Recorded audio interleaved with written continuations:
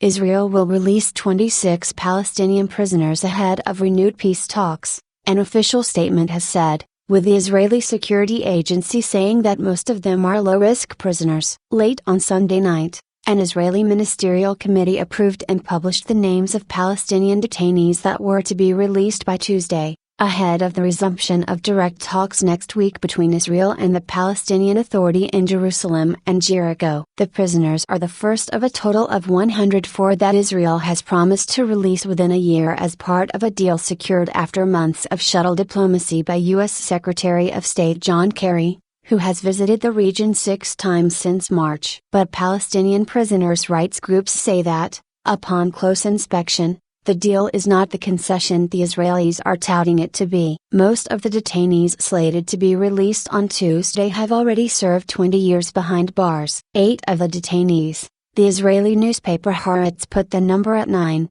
would have finished their sentences within the next 3 years, and 2 others within 6 months. Fuad Al-Kafsh, the director of the Center for Prisoners Studies and Human Rights, said the list was disappointing for the detainees, their families and the Palestinian people generally, because it did not rely on the principle of seniority, referring to those who have served the longest time in prison. Al-Kafsh clarified that he welcomed the prospect of freedom for any detainee, but that there needs to be clear criteria for the release. The more dangerous prisoners, none of those released were Palestinian citizens of Israel, nor did any hail from East Jerusalem. There is a disproportionate number of Palestinians from the Gaza Strip, 15, due to be released, even though the bulk of pre-Oslo detainees, 57, are from the West Bank, he said. Only 23 of the detainees who have served more than 20 years in Israeli prisons are from the coastal enclave. One of the detainees, Bernspan, was detained in 2001 and is a preventative security officer and is not part of the pre-Oslo detainees group,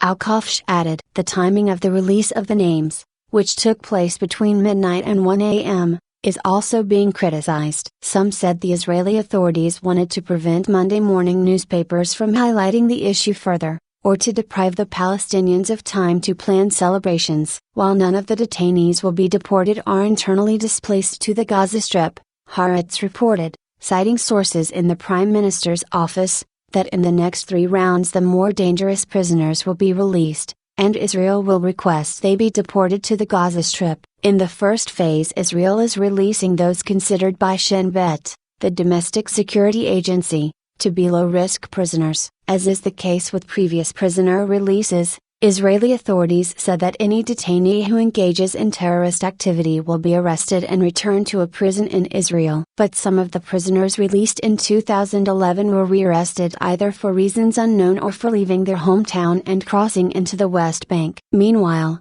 Chief Palestinian Authority negotiator Sabir Ekat told the Reuters news agency that negotiations with Israel have been undermined by newly announced plans to expand illegal Israeli settlements. The international community must stand with this peace process and must stand shoulder to shoulder with us and hold Israel accountable for its continuing settlement activities, Ekat said. Mark Regev, a spokesman for Prime Minister Benjamin Netanyahu, dismissed the criticism, saying the new construction would take place in areas Israel intends to keep in any future peace agreement. This in no way changes the final map of peace. It changes nothing, Regev said.